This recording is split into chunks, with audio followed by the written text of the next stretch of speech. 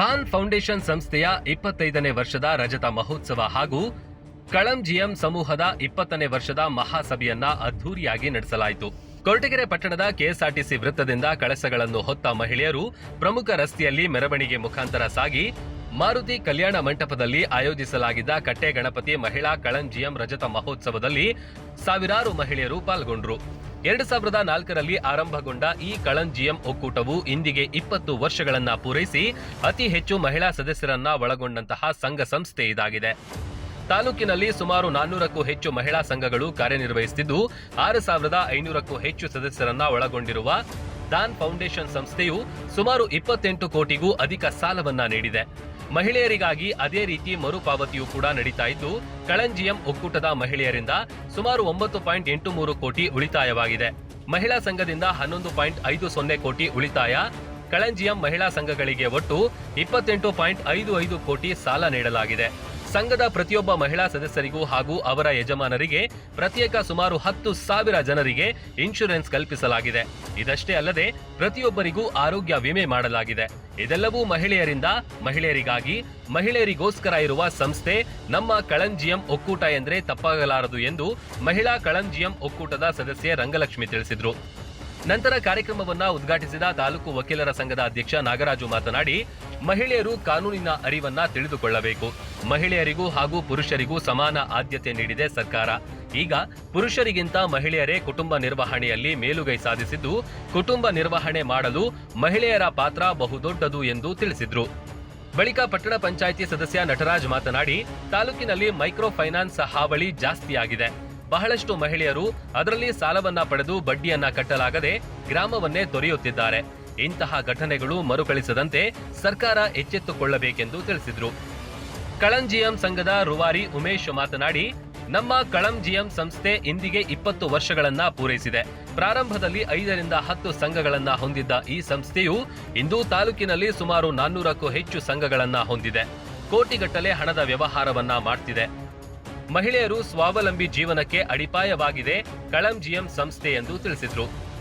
ಈ ಸಂದರ್ಭದಲ್ಲಿ ತಾಲೂಕಿನ ಕಳಂ ಜಿಎಂ ಒಕ್ಕೂಟದ ಮುಖ್ಯಸ್ಥರಾದ Kumari Manamma, FDO Umesh D, RC Shailaja, Nalina, Rajeshwari, Pushpalatha, Rangalakshmi, union bank manager Tejasvin, ಪಟ್ಟಣ ಪಂಚಾಯಿತಿ ಸದಸ್ಯರಾದ ನಟರಾಜು, ವಕೀಲರ ಸಂಘದ ಅಧ್ಯಕ್ಷ ನಾಗರಾಜು, ಕೃಷ್ಣಮೂರ್ತಿ, ಒಕ್ಕೂಟದ ಅಧ್ಯಕ್ಷರಾದ ರಾಧಮ್ಮ ಹಾಗೂ ಕೊರಟಗೆರೆ ಮಹಿಳಾ ಕಳಂ ಜಿಎಂ ಒಕ್ಕೂಟ, ಮಹಿಳಾ ಕಳಂ ಜಿಎಂ ಮ್ಯೂಚುವಲ್ ಫೌಂಡೇಶನ್, ಮಹಿಳಾ ಸುಹಂ ಒಕ್ಕೂಟ, ಸಮೃದ್ಧಿ ಮಹಿಳಾ ಕಳಂ ಜಿಎಂ ಸಮೂಹದ ಸಾವಿರಾರು ಮಹಿಳಾ ಸದಸ್ಯರು, ಪದಾಧಿಕಾರಿಗಳು ಹಾಜರಿದ್ದರು.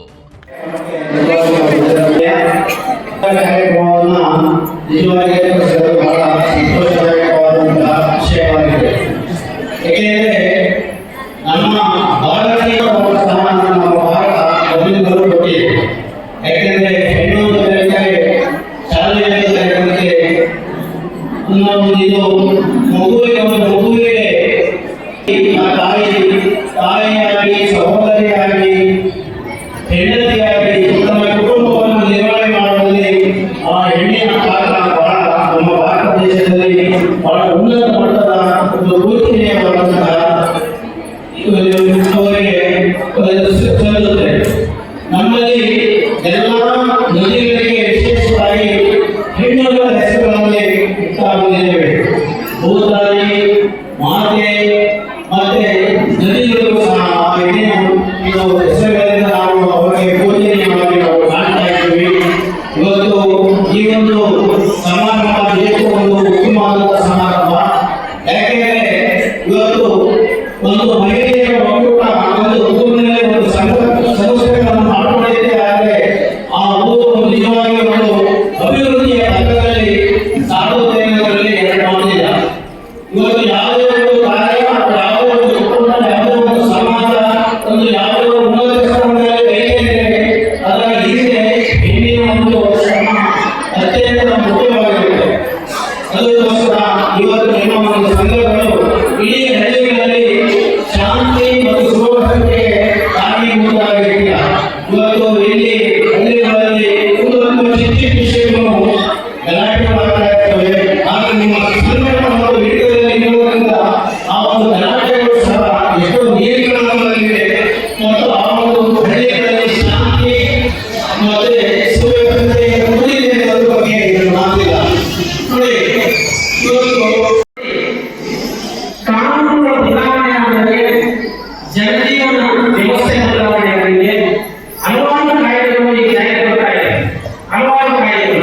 ಯಾವುದೇ ಕಾಯಿಲೆ ಜಾರಿಗೆ ಬಂದರೆ ತಕ್ಷಣ ಗೊತ್ತಾಗ್ತಕ್ಕಂಥದ್ದು ಯಾರಿಗೆ ಗೊತ್ತಾಗುತ್ತೆ?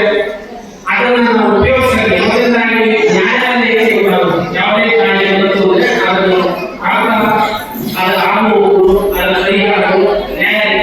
ಈಗ ಏನಾದರೂ ಒಂದು ಸರ್ಕಾರ ನಿಮಗೆ ಏನಾದರೂ ಸೌಕರ್ಯ ಕೊಡುತ್ತೆ ಅಂದರೆ ಆ ಸೌಕರ್ಯನ ಪಡೆಯ ರೀತಿ ಹೇಗೆ ಅಂತ ನಮಗೆ ಗೊತ್ತಿಲ್ಲ.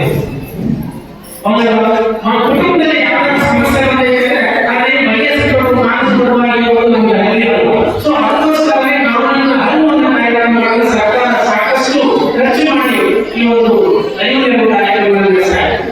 ಕೊಡಗಿನ ತಾಲೂಕಿನಲ್ಲಿ 5 ಲೀಗಲ್ ಕ್ಲಿನಿಕ್ಗಳನ್ನು ಓಪನ್ ಮಾಡಿದೆ ಸರ್ಕಾರ. ಅದರಲ್ಲಿ ನ್ಯಾಯಾಲಯದಲ್ಲಿ ಫ್ರಂಟ್ ಆಫೀಸ್ ಪ್ರತಿದಿನ ತೆರೆದಿರುತ್ತದೆ. ತಾಲೂಕು ಕಚೇರಿಯಲ್ಲಿ ಒಂದು ಲೀಗಲ್ ಕ್ಲಿನಿಕ್ ಇದೆ, ಪೊಲೀಸ್ ಠಾಣೆಯಲ್ಲಿ ಒಂದು ಲೀಗಲ್ ಕ್ಲಿನಿಕ್ ಇದೆ, ಸಿಡಿಒ ಕಚೇರಿಯಲ್ಲಿ ಒಂದು ಲೀಗಲ್ ಕ್ಲಿನಿಕ್ ಇದೆ, ಮತ್ತೆ ಒಳಗಡೆ ಹಾಗೂ ಟೂವಿಲರ್ನಲ್ಲಿ ಒಂದು ಲೀಗಲ್ ಕ್ಲಿನಿಕ್ ಓಪನ್ ಮಾಡಿದ್ದಾರೆ. ಈ ಒಂದು ಲೀಗಲ್ ಕ್ಲಿನಿಕ್ ಬೇರೆ ಒಳಗಡೆ ವಾರಕ್ಕೆ 2 ದಿನ ನಡೆಯುತ್ತದೆ. ಇದರ ಉದ್ದೇಶ ಇಷ್ಟೇ, ನಿಮ್ಮ ಕಾನೂನು ಸಮಸ್ಯೆಗಳನ್ನು ಬಗೆಹರಿಸಿಕೊಳ್ಳಲಿಕ್ಕೆ ಅಲ್ಲಿ ಲೀಗಲ್ ಅಂದರೆ ಕಾನೂನಿನ ಅರಿವನ್ನು ಮೂಡಿಸಿದರೆ ನೆರವನ್ನು ನೀಡುತ್ತಾರೆ. ಅದನ್ನು ತಿಳ್ಕೊಂಡಿದ್ರೆ ಕೋರ್ಟಿಗೆ ಬಗೆಹರಿಸಿಕೊಳ್ಳಬಹುದು. ಯಾಕೆ ಈ ಮಾತು ಹೇಳ್ತಾ ಇದ್ದೇನೆ ಅಂದರೆ ನೀವು ನಿಮ್ಮ ಸ್ವತ್ತುಗಳ ಬಗ್ಗೆ, ನಿಮ್ಮ ದಾಖಲೆಗಳ ಬಗ್ಗೆ ನೀವು ಅದನ್ನು ನೋಡಲಿಲ್ಲ. ಈಗ ನಾವು ಈಗ ಮುಖ್ಯ ಹೇಳಿದ್ವಿ, ಹೆಣ್ಣು ಮಕ್ಕಳಿಗೆ ಸಮಾನವಾದ ಆಸ್ತಿ ಹಕ್ಕಿದೆ. ಹೌದು, ಹೆಣ್ಣು ಮಕ್ಕಳಿಗೆ ಸಮಾನವಾದ ಆಸ್ತಿ ಹಕ್ಕು ಉತ್ತರಾಧಿಕಾರ ಸೆಕ್ಷನ್ 6 ಅಂದರೆ ತಿದ್ದುಪಡಿ ಆದ ನಂತರ ಹೆಣ್ಣು ಮಕ್ಕಳಿಗೆ ಸಮಾನವಾದ ಆಸ್ತಿ ಹಕ್ಕನ್ನು ಕೊಡುತ್ತದೆ. ಇದನ್ನು ದುರುಪಯೋಗಪಡಿಸಿಕೊಳ್ಳುವಂತ ಹೆಣ್ಣು ಇರಬಹುದು ಅಥವಾ ಸದುಪಯೋಗಪಡಿಸಿಕೊಳ್ಳುವಂತ ಹೆಣ್ಣು ಇರಬಹುದು. ಈಗ ಸಾಕಷ್ಟು ನಾವು ನ್ಯಾಯಾಲಯದಲ್ಲಿ ಕೇಸನ್ನು ನೋಡ್ತಾ ಇರೋದು ಬರೀ ಹೆಣ್ಣು ಮಕ್ಕಳನ್ನ ಭಾರತ ಕೇಸುಗಳು ಬಿಟ್ಟರೆ ಬೇರೆ ಕೇಸಸ್ ಕಮ್ಮಿ. ಯಾಕೆಂದ್ರೆ ಅವರ ಅಣ್ಣ ತಮ್ಮಂದಿರು ವಾದವಾಗಿದ್ದಾರೆ, ಹೆಣ್ಣು ಮಕ್ಕಳನ್ನು ಪಾರ್ಟಿ ಪಕ್ಷಕಾರರನ್ನು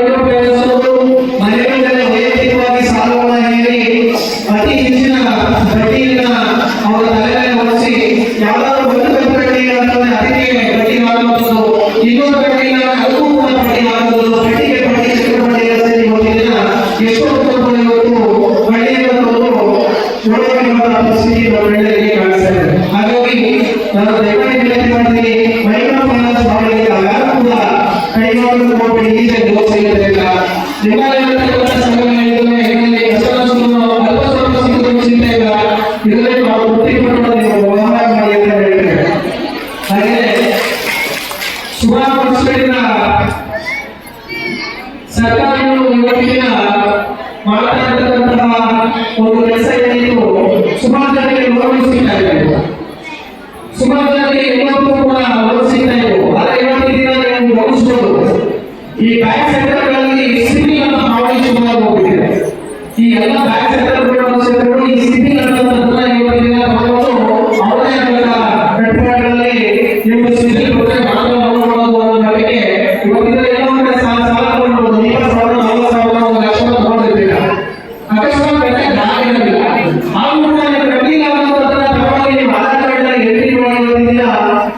ಜೀವನ ಪೂರ್ತಿ ಮಾಡುವಂತ ಕೆಲಸ ಬೇರೆ ಎಲ್ಲೂ ಕೂಡ ಲೋನ್ ಸಿಗಲ್ಲ.